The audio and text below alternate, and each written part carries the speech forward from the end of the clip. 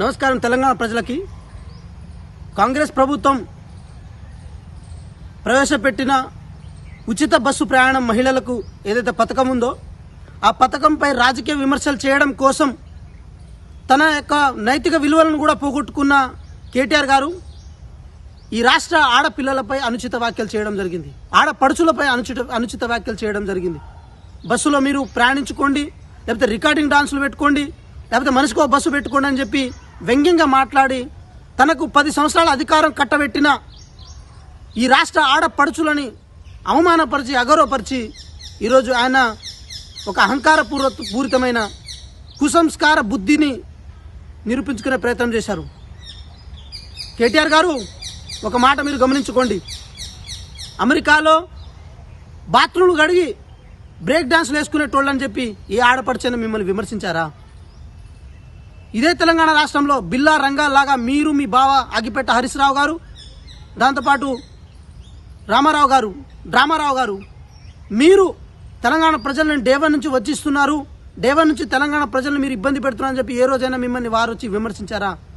ఉచిత బస్సు ప్రయాణం అనేది మీ నాన్నగారైన కేసీఆర్ గారే దాన్ని మంచి పథకం అని ఒప్పుకున్నా కూడా మీ బుద్ధి ఎందుకు మారతలేదు? మీ పెంపకం ఎందుకు మంచిగా లేదు? మీ ఆడబిడ్డ జైల్లో కవిత గారు ఉంటే ఏ రోజైనా ఆ విషయంలో మీరు వెనుకడుగు వేశారా? మీ ఆడబిడ్డను కవిత గారిని రక్షించుకోవడం కోసం ఎన్ని ప్రయత్నాలు చేశారు? మీ ఆడబిడ్డలాగా తెలంగాణ ప్రజల ఆడబిడ్డలు కాదా? ఎందుకు ఈరోజు ఇంత హీనానికి దిగజారు? మీరు ఎందుకు ఈరోజు ఇంత దిగజారుతనంతో మాట్లాడుతున్నారు?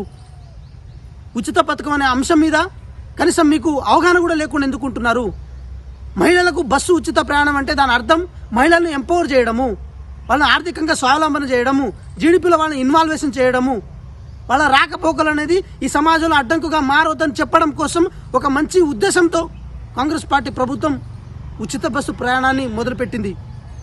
చాలా ఘనంగా జరుగుతుంది ఆ ప్రయాణాలు కానీ, ఆ ఉచిత బస్సు స్కీమ్ కానీ. ప్రతి ఆడపిల్ల సంతోషంగా గడప దాటి బయటకు వచ్చి ఈరోజు జీడిపిలో కానీ, లేకపోతే ఎకానమీ ఎస్టాబ్లిష్మెంట్లో కానీ వాళ్ళ ఇన్వాల్వేషన్ ఉంది.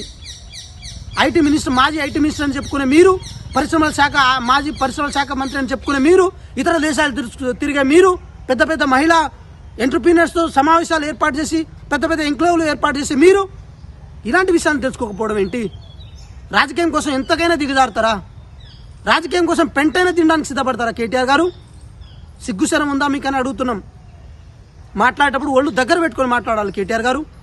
అధికారం ఇచ్చిన వాళ్ళనే ఇలా వ్యంగ్యంగా మాట్లాడి వాళ్ళని ఇబ్బంది పెడుతున్నారంటే మీ అంత కృతజ్ఞత లేనోళ్ళు ఈ రాష్ట్రంలో ఉంటారా కేటీఆర్ గారు? అప్పనంగా దోచుకున్న తర్వాత కూడా ఎవరు అడిగేవాళ్ళు లేరని చెప్పి ఇట్లా తయారయ్యారా? ఎందుకు ఇంత ఘోరానికి దిగజారుతున్నారు? మీ మనసుతో ఎందుకు ఇంత సంకుచితంగా మారుతుంది? ఎక్కడ మెంటల్ హాస్పిటల్లో మిమ్మల్ని చూపియాలా?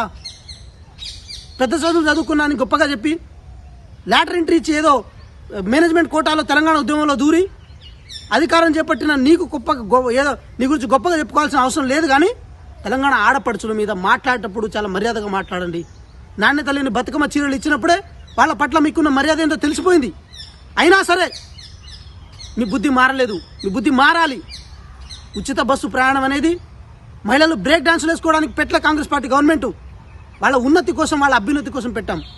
అది తెలుసుకోకపోతే మీ అంత దౌర్భాగ్యులు, మీరంత దుర్మార్గులు ఈ తెలంగాణ రాష్ట్రంలో ఎవరూ లేరని చెప్పి మేము మాత్రమే కాదు, ఈ తెలంగాణ ఆడపడుచులు కూడా ఒక కంక్లూజన్కి వస్తారు.